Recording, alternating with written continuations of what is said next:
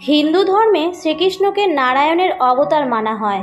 श्रीकृष्ण प्रेमेर प्रतीक हिसेबेও पूजित हन। शास्त्रे बला हयेछे जे मनुष्य भगवान श्रीकृष्ण के भक्ति भरे डाकेन, मन थेके पुजो करेन, तार जन्म जन्मान्तरेर पाप नष्ट हये जाय आर तादेर मोक्ष प्राप्तिও हये जाय।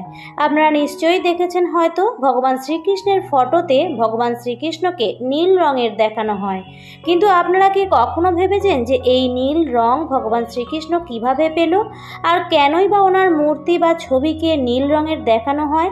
আজ আমি আপনাদের জানাবো ভগবান শ্রীকৃষ্ণের শরীর নীল রঙের হয় কেন। নমস্কার বন্ধুরা, আমি পিয়ালি ইন্সপায়ারিং উইথ পিয়ালি চ্যানেলের আরও একটি নতুন ভিডিওতে আপনাদের সকলকে জানাই স্বাগত। এখনও আপনারা যারা আমাদের চ্যানেলটিকে সাবস্ক্রাইব করেননি তারা প্লিজ চ্যানেলটিকে সাবস্ক্রাইব করে আমাদের পাশে থাকুন, যাতে আমাদের চ্যানেলের আসা প্রত্যেকটি ভিডিও সবার প্রথমে আপনিই দেখতে পারেন এবং আমরাও আরও নতুন নতুন ভিডিও আপনাদের সামনে তুলে ধরার অনুপ্রেরণা পাই।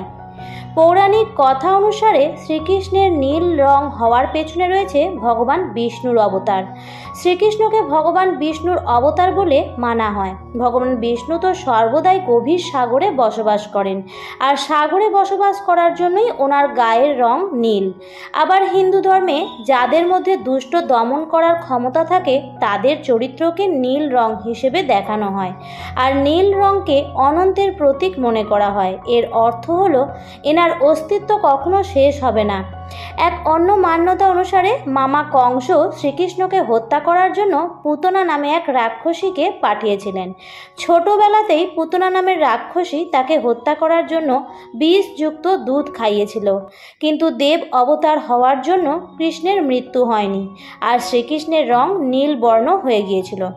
আর এক কথা অনুসারে যমুনা নদীতে কালিয়া নামক নাগ থাকত, যার জন্য গোকুলের সমস্ত নিবাসী চিন্তিত ছিল।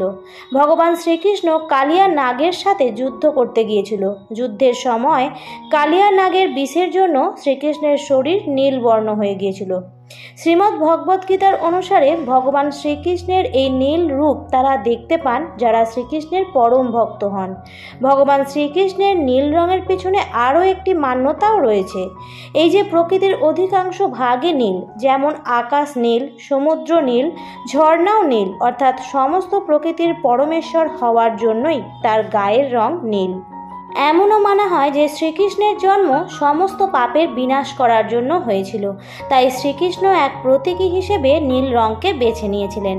তো বন্ধুরা, ভগবান শ্রীকৃষ্ণের এই নীল রঙের তথ্য কেমন লাগলো অবশ্যই কমেন্ট করে জানাবেন, আর ভালো লাগলে অবশ্যই ভিডিওটিকে লাইক করে বন্ধু বান্ধবদের সাথে শেয়ার করে দেবেন।